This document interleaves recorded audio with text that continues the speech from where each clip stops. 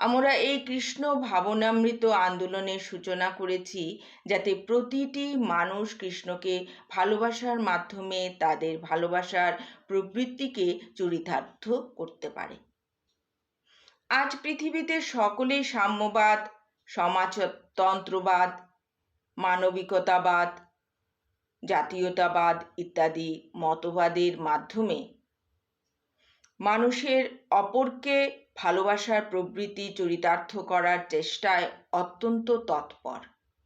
কিন্তু জগতে শান্তি ও সমৃদ্ধি প্রতিষ্ঠা করার জন্য এই ধরনের যত প্রচেষ্টাই করা হোক না কেন, তা সবই পরিণামে নিরর্থক এবং নৈরাশ্যজনক হবে।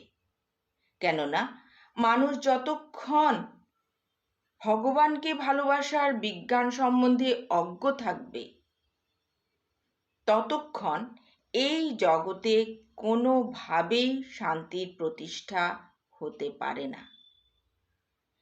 সাধারণত মানুষ মনে করে যে নীতিবোধ এবং ধর্মবিশ্বাস সম্বন্ধে উন্নতি সাধিত হলেই তারা সুখী হতে পারবে।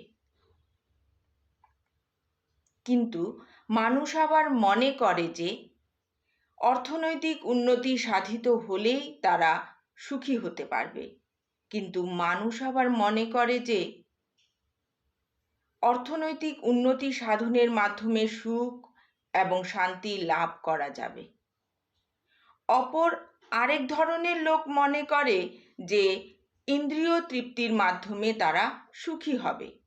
কিন্তু বাস্তব সত্য হচ্ছে যে কেবলমাত্র পরমেশ্বর ভগবান শ্রীকৃষ্ণকে ভালোবাসার মাধ্যমেই মানুষ যথার্থ শান্তি, সমৃদ্ধি এবং আনন্দ লাভ করতে পারে।